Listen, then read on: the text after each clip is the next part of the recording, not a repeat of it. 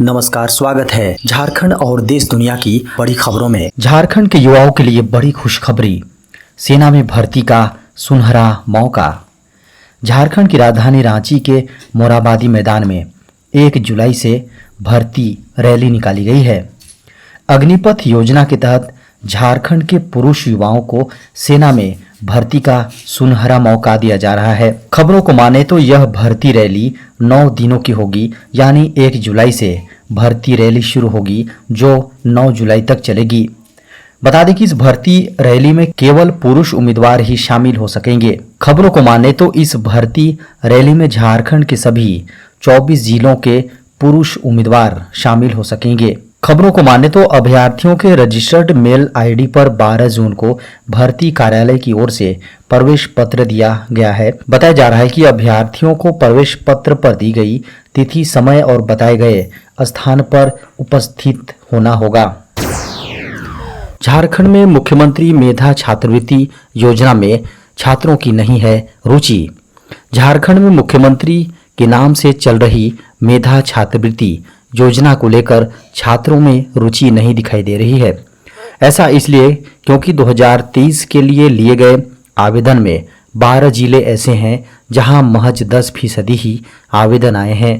5 जिले तो ऐसे हैं जहां से केवल 500 छात्रों ने केवल आवेदन डाला है। झारखंड के 5 जिलों में आवेदन जमा करने वाले विद्यार्थियों की संख्या 500 से भी कम है। सिमडेगा की स्थिति झारखंड में सबसे खराब है। सिमडेगा में मात्र 119 विद्यार्थियों ने आवेदन जमा किया है। गुमला में 173, रामगढ़ में 276, पाकुड़ में 291, गढ़वा में 382 विद्यार्थियों ने आवेदन किया है। बता दें कि मुख्यमंत्री मेधा छात्रवृत्ति झारखंड सरकार की सबसे महत्वाकांक्षी छात्रवृत्ति योजना है। इसके तहत कक्षा 8 में परीक्षा ली जाती है। चयनित 5000 विद्यार्थी को कक्षा 9वीं से 12वीं तक की पढ़ाई के लिए प्रतिवर्ष 12,000 रुपए दिए जाते हैं। झारखंड में मानसून हुआ सक्रिय, अगले 2 दिनों में अच्छी बारिश का अनुमान। झारखंड में मानसून पूरी तरह से सक्रिय हो गया है और झमाझम बारिश भी हो रही है। मौसम विभाग केंद्र के अनुसार झारखंड के सभी हिस्सों में अगले 2 दिनों तक अच्छी बारिश होने का पूर्वानुमान लगाया गया है। मौसम विभाग के अनुसार झारखंड में 25 और 26 जून को झारखंड के कई हिस्सों में तेज बारिश हो सकती है। वहीं कई जिलों के लिए चेतावनी भी जारी की गई है। मौसम विभाग के अनुसार झारखंड के दक्षिणी तथा मध्य इलाकों में अच्छी बारिश हो सकती है। मौसम विभाग की माने तो इस मानसून सीजन में अब तक केवल 36.6 मिलीमीटर बारिश हुई है। बारिश का यह आंकड़ा सामान्य से लगभग 72% कम है। पिछले आंकड़े के अनुसार झारखंड में इस समय तक 132.2 मिलीमीटर बारिश सामान्य बारिश होती है। वादा खिलाफी के विरोध में झारखंड के टेट पास पारा शिक्षकों ने घेरा विधायक आवास। झारखंड के टेट पास सहायक शिक्षकों ने राज्य सरकार पर वादा खिलाफी का आरोप लगाया है। उन्होंने कहा है कि वर्तमान में त्रिपुरा, हिमाचल प्रदेश, उत्तराखंड, बिहार, पंजाब जैसे राज्यों में शिक्षकों को वेतनमान दिया गया है, लेकिन झारखंड सरकार इस दिशा में सार्थक पहल नहीं कर रही है। ऐसे में विधायक की आवास का घेराव किया गया है। सहायक अध्यापकों का कहना है कि वर्तमान सरकार के मुखिया ने हर जगह कहा था कि सरकार बनते ही 3 माह के अंदर सभी सहायक अध्यापकों को वेतनमान दूंगा, लेकिन ऐसा नहीं हुआ। बता दें कि वेतनमान की मांग को लेकर टेट पास सहायक अध्यापकों ने रविवार को गिरिडीह विधायक सुदीव्य कुमार के आवास का घेराव किया। झारखंड राज्य टेट सहायक अध्यापक समन्वय समिति के बैनर तले सैकड़ों शिक्षक पैदल ही विधायक आवास के पास पहुंचे और खूब नारेबाजी लगाई। 27 जून को प्रधानमंत्री नरेंद्र मोदी करेंगे वंदे भारत ट्रेन का उद्घाटन। वंदे भारत ट्रेन का सभी ट्रायल रन पूरा हो गया है। यह ट्रेन अपने अंतिम ट्रायल में रविवार को कोडरमा 9:39 में पहुंची और 2 मिनट के ठहरने के बाद कोडरमा स्टेशन से अपने अगले गंतव्य स्थान हजारीबाग टाउन के लिए रवाना हो गई। बता दें इससे पहले 12 जून को पहला और 18 जून को दूसरा trial run Vande Bharat train का किया गया था। खबरों को माने तो 27 जून को प्रधानमंत्री नरेंद्र मोदी भोपाल से वंदे भारत एक्सप्रेस ट्रेन को हरी झंडी दिखाकर रांची से पटना के लिए रवाना करेंगे। बताया जा रहा है कि यह ट्रेन नए भारत की हाई स्पीड ट्रेन है और जब यह ट्रेन अपने गंतव्य के लिए चलेगी तो जंगल की हसीन वादियों का नजारा का दीदार भी यात्री कर सकेंगे। देश भर के किसान अब मोबाइल ऐप के जरिए कर सकेंगे आसानी से केवाईसी। देश भर के किसानों के लिए बड़ी खुशखबरी है। किसानों की आर्थिक सुविधा के लिए सरकार पीएम किसान सम्मान निधि योजना शुरू की है। इस योजना में किसानों को हर 4 महीने बाद 2,000 रुपए की किस्त मिलती है। इसका मतलब है कि पूरे साल में 6,000 रुपए की किस्त मिलती है।